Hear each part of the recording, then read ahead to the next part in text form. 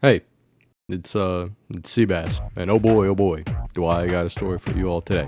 So, sit down and get ready for the lecture.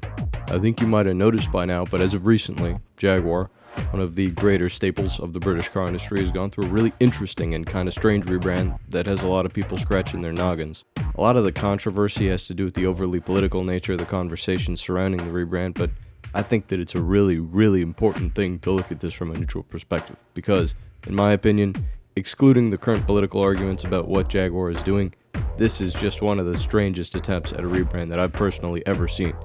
In general, I think this serves as a perfect example of what you shouldn't do in an effort to keep a brand afloat, and a great showing of the stuff that leads to the death of a brand. So, buckle up. It's going to be kind of a long one, and I'm going to keep it concise for you for the most part.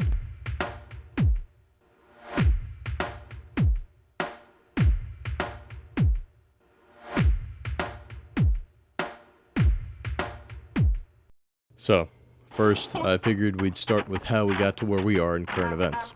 So, it might surprise you to know that Jaguar's troubles don't all stem from things that have happened within the last few months. In fact, Jaguar has kind of been circling the bowl of catastrophe for a while now. A good chunk of the trouble they've been going through can be attributed to the problems that Jaguar Land Rover, their parent company, which in itself is owned by the Indian automotive company Tata, has been through. Starting all the way back in 2019 and going partway into 2021 when bad investments in China and a strategic retreat on a plan for an electric Jag XJ brought losses of £3.4 billion and £1.5 billion respectively. Money!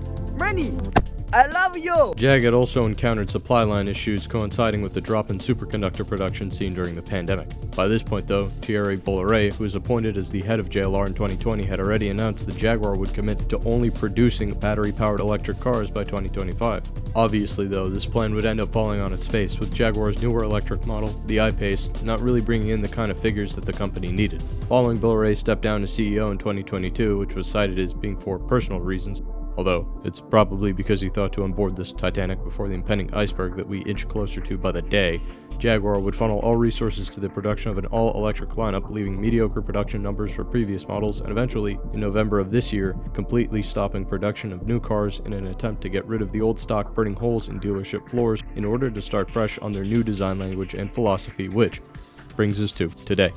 So, how has Jaguar made up for their past couple of years of slow, pathetic failure while their Chad sibling Land Rover enjoys the love and adoration of hundreds of thousands of happy Range and Defender owners? Well, they really haven't.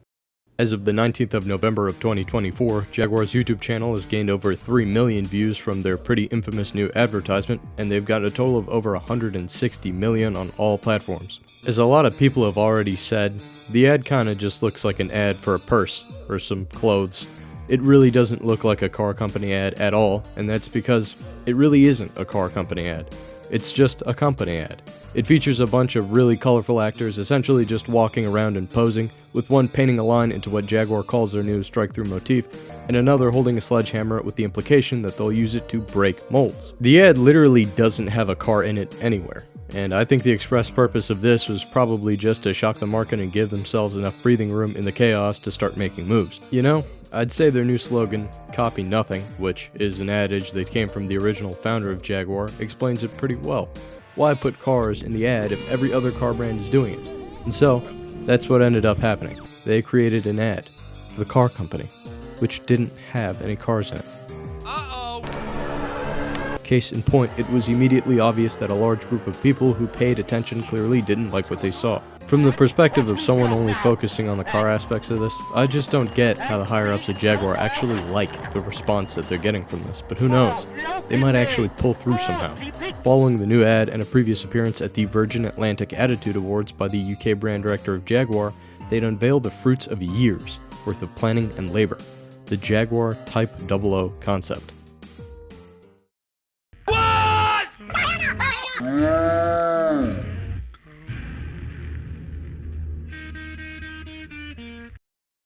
Hey champ, I'll be honest with you. After some time to digest everything about it, I can definitely say that it's still bad. It sucks. The concept stinks. It's terrible.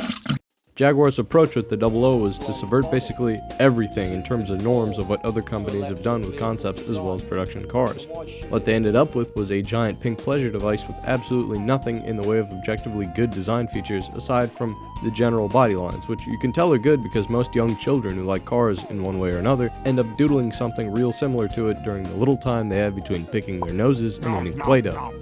From the front, you can kinda tell that they got some sort of inspiration, or at least a vague idea, from cars like the new 7 Series BMW or the Rolls-Royce Spectre in terms of lights. But from there, it really is pretty original, aside from the wheels, which look copy-pasted off of some recent Audi. The car is long enough for 4 seats, but it only has 2. There are no side mirrors, since they got subbed for cameras. There are no traditional taillights because they were turned into light bars to fit the whole strike-through motif the Jaguar worked into the rear, and there is no rear windshield because the car has cameras and they thought it would look bold and interesting. The interior is full of things like travertine stone and brass, and while the seats and flooring are covered in a special wool blend, the seats look like a concrete bench you'd find outside some art installation. The whole interior is cut in half by a giant partition that gives me the same sort of vibe as what's in some mid-2000s Mini Cooper models. The thing looks like it weighs more than some yachts, and the statement that it makes about trying to be original, even if it can be polarizing, doesn't really bode well for the company, because I honestly don't know if they even know just how hard it'll be to weather the storm of trying to re-establish themselves with starter moves like these. The one thing I feel like I can really say that might be a good idea is that such a huge gaudy concept should be meant to grab the attention of new-gen rich people, since Jaguar have stated that they're trying to target these sort of people with their new designs and future prices, and because other cars in the same hyper-luxury, high-price segment have started to get a little bit more experimental and angular in design language as well, with pretty good results in terms of sales. Beside the Type 00 concept though, there have also been photos and videos taken of one of JAG's prototypes, which is actually slated for production. And I really can't say much about it, other than that it has 2 more doors than the concept, and it kinda looks like a stretched Chrysler 300 if you squint really hard. Apparently, this bun's been in the oven for a year or so already, and the Type 00 is just supposed to be a little taster for what'll come in this 4-door battery-powered behemoth. I'm so sick of this fucking company. The trash! It sucks playing the shit! I'm fucking addicted! So I can't quit! So, what about this whole rebrand fiasco reflects a perfect example of how to sink the corporate ship? Well, in their brash and seemingly desperate endeavors to create a fresh futuristic image for the modern world of high-end buyers, they more or less purposely burnt the biggest bridge they had, the real Golden Gate screw-up, their connection to a customer base of mostly middle-aged men, My nan's dead. which in the last few years they've already started to move away from. But anyhow, the point still stands. These older buyers who tend to have more traditional and conservative views about cars clearly don't have time for whatever newfangled tomfoolery is going on at Jaguar now. They just don't want a big stone plinth for a center console or some gimmicky pop-out screen nonsense. They want an organized, opulent interior with pristine details, a classy, swooping body with lines that have shiny, perfect brakes meant only for lights or tasteful accents, not some humongous thing that looks like a skyscraper with Ferris wheels mounted on its sides. These sorts of classical features are why older Jags were so important to their customer base, going even all the way back to the original E-Type, which Enzo Ferrari, you know, the guy who created Ferrari, once called the most beautiful car in the world. Not to mention the personality and performance pedigree that older Jags carried with them. In their effort to more or less reinvent the wheel for the modern car market, Jaguar has created the Icosagon, which is a 20-sided shape. In doing so, they made it clear to some of their most loyal customers that they don't ever want to make anything that meets their specific circular needs going into the future ever again. I am of the genuine belief that their initial ad for this new age design language and company policy was completely and utterly unnecessary, not only because you could get away with pretty avant-garde stuff without getting rid of some of your most valuable customers in one fell swoop, but also because most of their failure, I think, was due to the sheer saturation of the market segments that pre-2024 Jaguar was trying to fit into, as well as the mediocrity of the models that they made for said segments.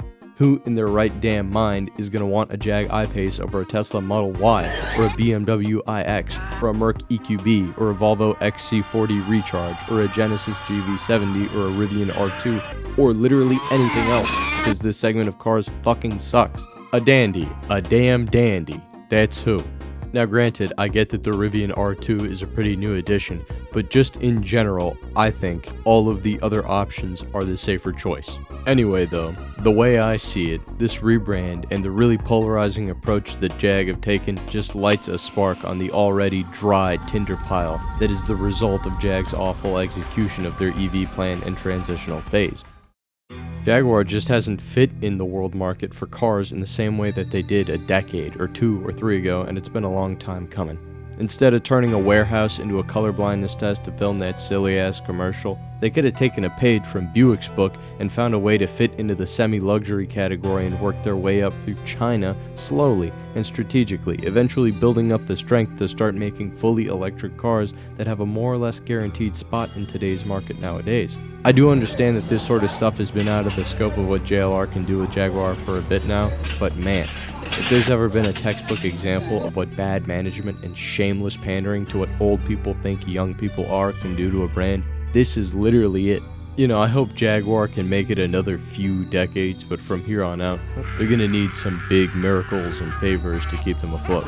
Personally though, I've already made my peace with the possibility that Jaguar's plug is close to being pulled, because I never felt they were relevant nowadays anyway. Thank you for watching. Goodbye.